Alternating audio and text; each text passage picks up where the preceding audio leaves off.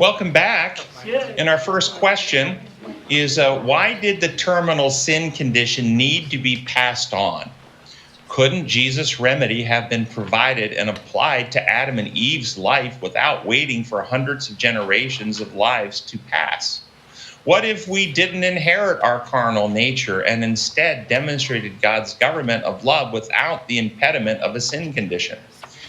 So, as I hear these questions, what I'm hearing is an individual struggling to understand the problem through design law and still trying to, and they're probably somewhere in the transition from the old imposed rule systems ways of understanding the sin problem towards a reality-based understanding of the sin problem. That's how these questions strike me. They're kind of in between those two areas, because the word need suggests that it was somehow done arbitrarily. Why did God need to do that type thing? But if you understand how reality works, these questions would be similar questions than maybe to saying things like, why do we need, for instance, what if we didn't inherit the carnal nature? That'd be a question like saying, what if plants don't have photosynthesis?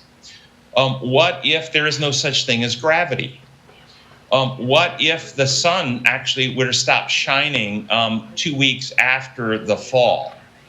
That's what these questions are like. They're actually setting up a structure that changes the objective reality upon which God has constructed life to operate. And they're making hypotheticals as if he could just change things. But Jesus actually said not one aspect of his law will be changed, or else heaven and earth would pass away.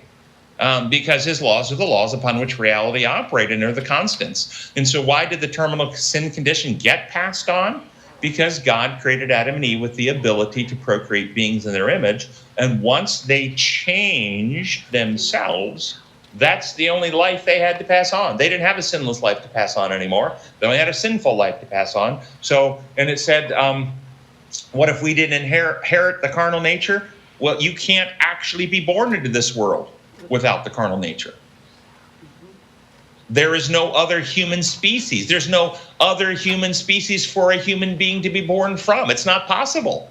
So this is why it had to be. And then why did it have to wait all those generations? The exact why for the generations time, there's several answers. But one of them, I think, is the fullness of time. Things needed to be demonstrated. I think one of the demonstrations was, if you look in the course of human history, that was the first time in human history you had a people that were actually following the blueprint God gave them they were actually following it. They had stopped going into paganism, stopped worshiping false gods, stopped going after the Baals. They're actually following the blueprint, yet they were doing it from a legal, rules-oriented approach, approaching it as if God's laws function like human laws. And when you do that, you're still God's enemy and you crucify him. And that needed to be revealed. It's not about the rules. You can't get what God wants by setting up a system of rules. He can't get what he wants by setting up a system of rules. It has to be writing the law in the heart and mind. And so I think that's why it was waiting for this time for Christ to come to pick up humanity broken and damaged and to restore humanity back into righteousness. And there was no other way to do it. I encourage you to read the blog on our website, How Christ Heals Our Spirit, and you'll find that blog, and it'll actually go into details why this was so. All right, thank you guys. I'll see y'all next week. Yeah.